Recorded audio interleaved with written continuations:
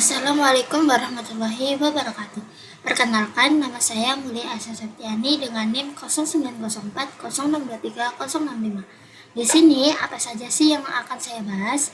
Yang pertama yakni pentingnya keamanan informasi, yang kedua yakni aspek keamanan informasi, yang ketiga yakni ancaman keamanan informasi, dan yang terakhir yaitu regulasi dan standar keamanan informasi. Nah, apa sih pentingnya keamanan informasi ini? Keamanan informasi merupakan suatu kebutuhan yang sangat penting di era digital saat ini. Informasi memiliki nilai strategis dan sering dianggap sebagai salah satu aset terpenting, baik untuk individu, perusahaan, maupun pemerintahan. Dengan meningkatnya ketergantungan pada teknologi, risiko terhadap keamanan informasi pun semakin tinggi. Berikut adalah alasan mengapa keamanan informasi sangat penting. Yang pertama yakni melindungi privasi dan kerahasiaan data. Informasi pribadi seperti data identitas, informasi keuangan, atau rekam jejak kesehatan adalah hal yang sangat sensitif. Jika data ini jatuh ke tangan yang salah, dapat terjadi pelanggaran privasi yang merugikan individu maupun organisasi.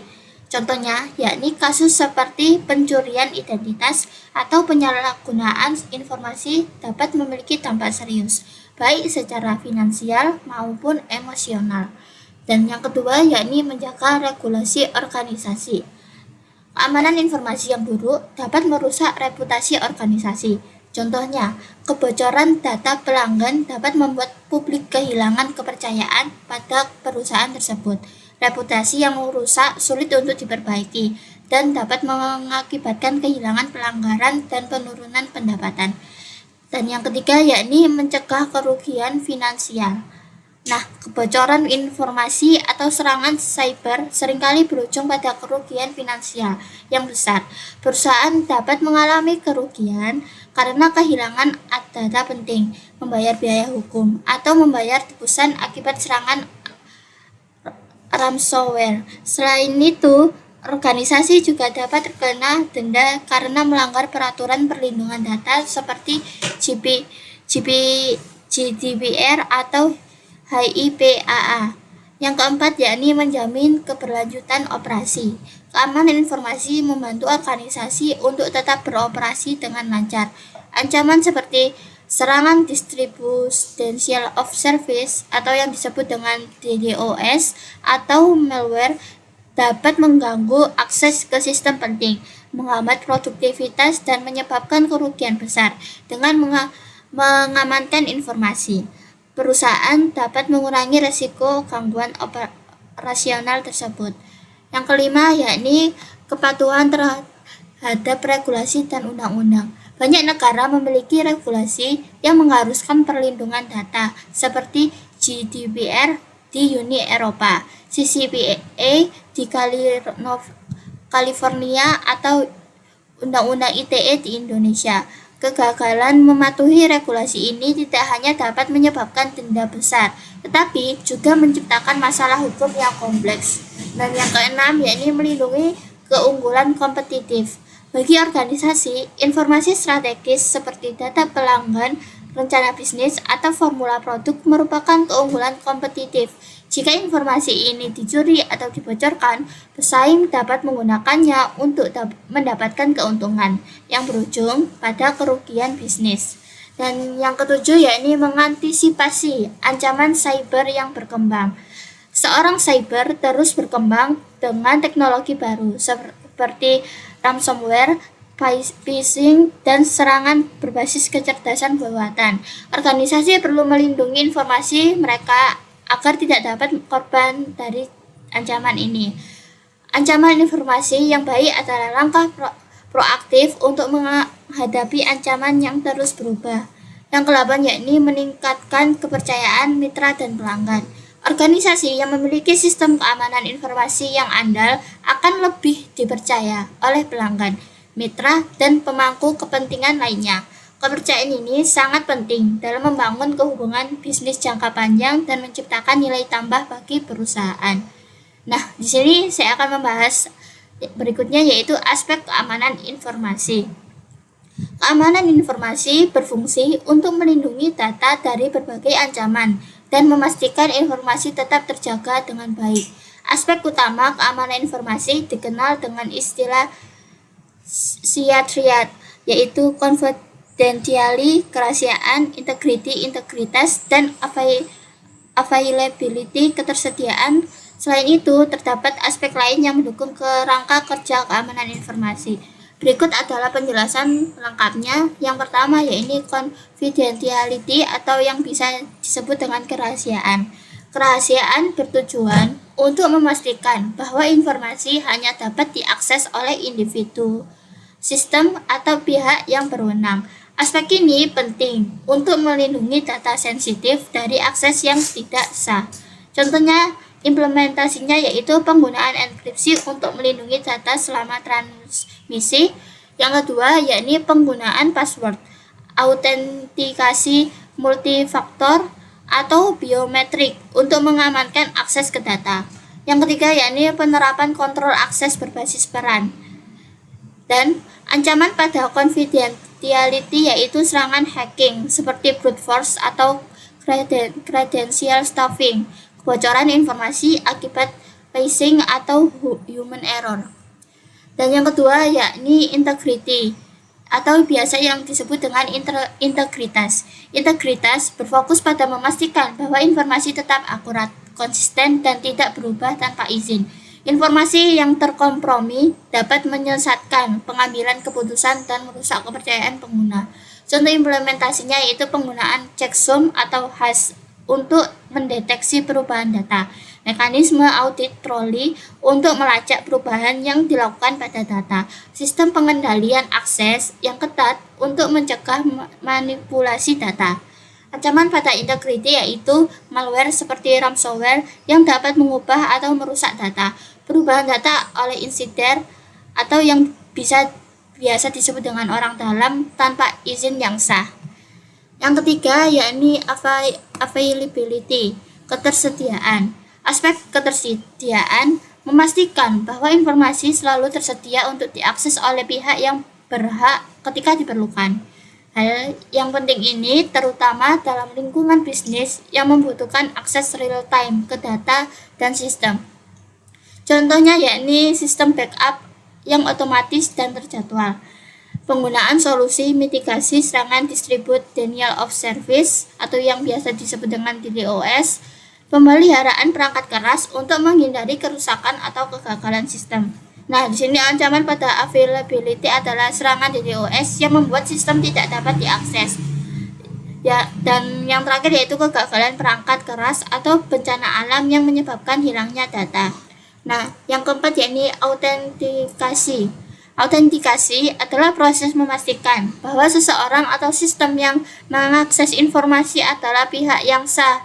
Tanpa autentikasi yang tepat, keamanan informasi tidak dapat dijamin. Contoh implementasi penggunaan username dan password yang kuat, penerapan autentikasi dua faktor, atau autentikasi biometrik. Yang kelima yakni authorization, yang biasa disebut dengan otorisasi. Otorisasi adalah proses memberikan hak atau izin kepada pengguna atau sistem untuk mengakses sumber daya tertentu. Aspek ini menjamin bahwa setiap pihak hanya memiliki akses sesuai dengan perannya. Contoh implementasinya yakni penerapan kontrol akses berbasis kebijakan, sistem berbasis izin untuk membatasi akses ke dokumen tertentu. Dan yang keenam yakni non-repudiation atau non-penyangkalan. Non-repudiation memastikan bahwa pihak tertentu tidak dapat menyangkal tindakan yang telah mereka lakukan, baik itu pengiriman data, penandatanganan dokumen, atau transaksi digital. Contoh implementasinya yakni penggunaan tanda tangan digital untuk membuktikan keaslian data, log aktivitas sistem yang dapat diaudit. Yang ketujuh yakni accountability atau biasa yang disebut dengan akuntabilitas. Akuntabilitas berfokus pada pencatatan dan pemantauan aktivitas dalam sistem untuk memastikan setiap tindakan dapat ditelusuri kembali ke individu atau sistem yang bertanggung jawab. Contoh implementasinya yaitu penerapan log audit untuk mencatat setiap aktivitas dalam sistem. Nah, yang kedua yakni sistem monitoring untuk mendeteksi aktivitas mencurigakan. Yang ke-8 yakni physical security, keamanan fisik. Selain aspek digital, keamanan fisik juga penting untuk melindungi perangkat keras dan infrastruktur dari ancaman fisik seperti pencurian, kebakaran, atau bencana alam. Contoh implementasinya yaitu penggunaan CCTV, akses berbasis kartu, atau penjaga keamanan. Yang kedua yakni penyimpanan server di lokasi yang aman dengan perlindungan terhadap bencana. Ancaman keamanan. Nah, selanjutnya saya akan membahas tentang ancaman keamanan informasi. Keamanan informasi menghadapi berbagai ancaman yang dapat berasal dari faktor internal, eksternal, manusia, teknologi maupun lingkungan. Ancaman-ancaman ini berpotensi merusak kerahasiaan, integritas, dan ketersediaan data yang sering disebut dengan CIA threat. Berikut adalah 14 jenis-jenis ancaman keamanan informasi yang perlu diperhatikan. Yang pertama yakni malware, malicious software. Malware adalah perangkat lunak berbahaya yang dirancang untuk merusak, mencuri, atau mengakses data tanpa izin. Jenis-jenis malware meliputi virus. Virus ini merupakan program yang menyebar dengan cara menyisipkan dirinya ke dalam file atau program lain. Yang kedua yakni worm.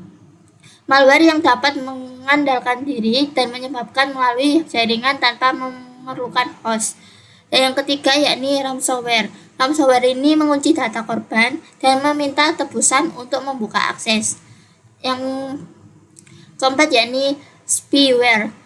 Spyware yaitu memata-matai aktivitas pengguna untuk mencuri data pribadi atau bisnis. Yang kelima yaitu Trojan horse.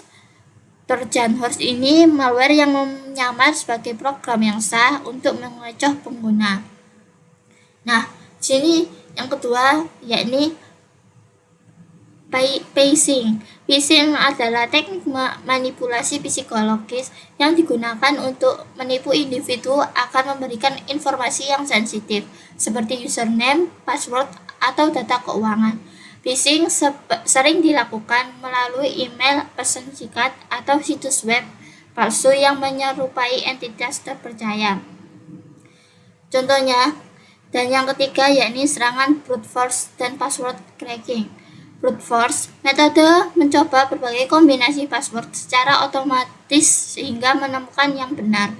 Dictionary attack, mencoba kombinasi password berdasarkan kata-kata yang sering digunakan.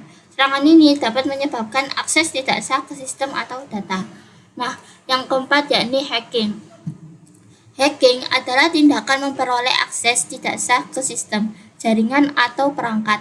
Hacker biasa menjadi pihak internal atau yang biasa dipakai oleh orang dalam atau eksternal yang bisa disebut dengan pihak luar. Tujuan hacking bisa bervariasi mulai dari mencuri data, menyabotase sistem, hingga merusak reputasi. Dan yang kelima yakni insider threats, ancaman dari dalam.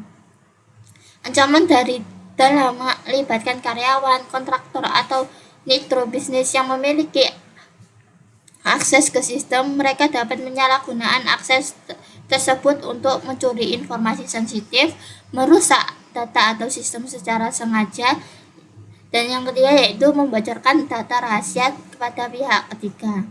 Nah, dan yang keenam yakni serangan distribusi denial of service atau biasa disebut dengan DDoS. DDoS adalah serangan yang membanjiri server, jaringan, atau layanan dengan lalu lintas palsu dalam jumlah besar, hingga membuatnya tidak dapat diakses oleh pengguna yang sah. Serangan ini sering digunakan untuk mengganggu operasional perusahaan. Lalu, yang ketujuh yakni man in the middle. Serangan ini terjadi ketika penyerang memposisikan dirinya di antara dua pihak yang berkomunikasi untuk mencuri atau memanipulasi data. Contohnya, memata-matai komunikasi melalui WiFi publik yang tidak aman.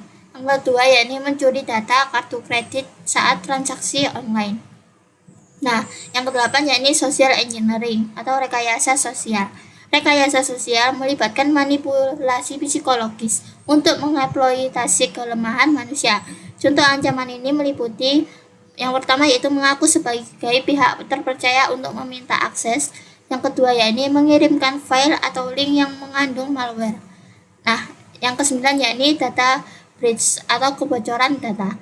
Kebocoran data terjadi ketika informasi sensitif terekspos atau dicuri oleh pihak yang tidak berwenang. Ini bisa terjadi karena kesalahan manusia seperti salah konfigurasi sistem, keserangan cyber yang berhasil, atau kelemahan keamanan dalam aplikasi atau jaringan. Yang ke-10 yakni kerusakan fisik. Kerusakan fisik pada perangkat keras, server, atau infrastruktur dapat menyebabkan hilangnya atau terganggunya akses ke informasi. Penyebabnya meliputi kebakaran, banjir, atau bencana alam lainnya, pencurian perangkat seperti laptop atau ponsel, dan yang ketiga yakni kerusakan perangkat keras akibat usia atau pengguna yang salah. Yang ke-11 yakni zero day vulnerabilities. Zero day vulnerabilities adalah celah keamanan yang belum diketahui oleh pengembang perangkat lunak. Penyerang dapat mengeksploitasi celah ini sebelum perbaikan. Dan yang ke-12 yakni serangan ransomware. Ransomware menginfeksi sistem, mengunci akses ke data, dan meminta tebusan agar data tersebut dapat diakses kembali. Serangan ini sangat merugikan karena dapat melumpuhkan operasi bisnis. Yang ke-13 yakni ancaman cloud computing. Dengan meningkatnya penggunaan cloud, ancaman terhadap pelayanan ini juga meningkat, seperti akses tidak sah ke data yang disimpan di cloud, pelanggaran keamanan akibat konfigurasi yang salah, dan yang ketiga yakni serangan terhadap API cloud. Dan yang ke-14 yakni kesalahan manusia atau yang biasa disebut dengan human error. Kesalahan manusia adalah salah satu penyebab utama ancaman keamanan informasi, seperti salah konfigurasi sistem keamanan, kehilangan perangkat yang berisi data sensitif, yang terakhir yaitu tidak sengaja mengklik tautan phishing atau mengunduh file berbahaya. Nah, di sini saya akan membahas tentang regulasi dan standar keamanan informasi. Keamanan informasi ini tidak hanya bergantung pada teknologi, tetapi juga pada regulasi dan standar yang dirancang untuk memastikan bahwa data dilindungi dengan baik. Regulasi dan standar ini memberikan panduan untuk mengelola risiko, melindungi privasi, serta menjaga kerahasiaan, integritas, dan ketersediaan data. Regulasi dan standar keamanan informasi ini yaitu regulasi tentang undang-undang dan peraturan yang diberlakukan oleh pemerintah untuk melindungi informasi pribadi, data perusahaan, dan sistem teknologi informasi. Beberapa regulasi penting meliputi General Data Protection Regulation atau biasa disebut dengan GDPR. Yang kedua yakni California Consumer Privacy Act atau biasa disebut dengan CCPA. Yang ketiga yakni Undang-Undang Perlindungan Data Pribadi UU PDP di Indonesia. Yang keempat Health Insurance Portability and Accountability ACT atau biasa disebut dengan HIPAA. Yang kelima yakni Payment Card Industry Data Security Standard atau biasa disebut dengan PCI DSS. Nah, yang kedua yakni standar keamanan informasi. Standar keamanan informasi adalah panduan dan praktik terbaik yang diakui secara global untuk mengelola keamanan informasi. Berikut beberapa standar utamanya yaitu ISO atau IEC 27001. Yang kedua yakni NIST Cyber Security Framework atau biasa disebut dengan CSF.